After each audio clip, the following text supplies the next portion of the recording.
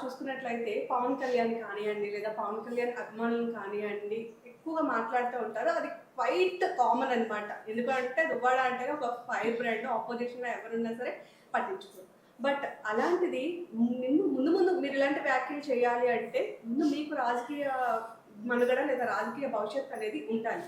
So ఏదో సినిమాలో చెప్పినట్టుగా మాధవి గారు మీరు ఒకరు వచ్చిన తర్వాత ఉన్నది మొత్తం పోయింది అనుకునేలా కాకుండా నిజంగా మీరున్నారు అని ఉనికిని చెప్పుకోవడానికి అసలు ఏం చేస్తారు? మేము ఉన్నారు అని ఉనికిని చెప్పడానికి ఏమి చేయాల్సిన అవసరం లేదు. మేము ఉన్నామని ప్రజలు గుర్తించారు. మా దగ్గరికి ఆల్మోస్ట్ వాళ్ళందరూ మమ్మల్ని రిసీవ్ చేసుకుంటున్నారు. మీరు ఆయన లైఫ్ లో ఉండడం వల్ల ఆయనకి ఎలాంటి డ్యామేజ్ లేదు, పొలిటికల్ గా కానీ పర్సనల్ గా కానీ ఎలా డెవలప్ అవుతారని అనుకుంటున్నారు? అది సార్ చెప్పాలి. నేను ఉండడం వల్ల తనకి పొలిటికల్ డ్యామేజా లేకపోతే ప్లస్ అనేది శ్రీనివాస్ గారు చెప్పాలి. అది నేను చెప్పడం అనేది మేము ప్రజలందరికీ తెలియజేసిన తర్వాత నిజానికి మా ఇద్దరికి ఈ గొడవ ప్రారంభం కాకముందు ఒక యూట్యూబ్ ఛానల్ ఉండేది మొదటి. ఆ యూట్యూబ్ ఛానల్కి 1600 మంది ఉండేవారు. ఈరోజు 1,00,000 మంది దాటారు.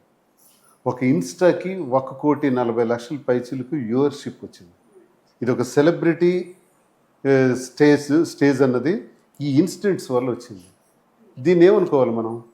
నిజంగా మేము తప్పు చేసుంటే, నేరం చేసుంటే, మేము సంఘ విద్రోహకరమైన చర్యలు లాంటివి చేసుంటే ఈ వ్యూవర్షిప్ వస్తుందా? ఈ ఫాలోవర్స్ పెరుగుతారా? మాకు కూడా ఎక్కడికైనా మేము వెళ్తుంటే వెనక ఫాలో మేము హైవేలో వెళ్తున్నాం, ఒక కారు ఓవర్టేక్ చేసుకుంటే మాకు వచ్చారు, సార్ ఒక్క ఫోటో ఇవ్వండి మాకని అన్నారు. ఆమె చూస్తే డాక్టర్, భర్త చూస్తే జిల్లా పరిషత్ వైస్ చైర్మన్. ఇలా ఆ కుటుంబ సభ్యులు వచ్చి మా దగ్గర ఫోటోలు తీసుకోవటం, చాలామంది మమ్మల్ని కలవటం, చాలామంది మాకు సపోర్టివ్గా మాట్లాడటం, మద్దతుగా మాట్లాడటం, మేము ఉన్నామని చెప్పటం. నియోజకవర్గంలో కూడా ఇదేం కొత్త విషయం కాదు. మా టెక్కల ప్రజలకి, టెక్కల్లో ప్రజలందరికీ గడిచిన కొన్ని 10-15 సంవత్సరాల నుంచి నా ఇంటి వ్యవహారాలు అన్నీ తెలిసినవే. ఇంత తెలిసాయి కాబట్టి నేను ఎన్నికల్లో పోటీ చేస్తే 73,000 ఓట్లు వేశారు.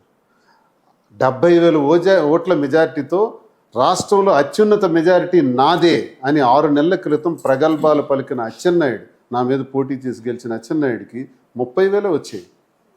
అదే ఒక్కరోజు ముందు వచ్చి నామినేషన్ వేసే వాళ్ళకి 60,000, 70,000 వచ్చాయి మన కూటమి పార్టీలు పోటీ చేసినటువంటి ఎన్నికల్లో.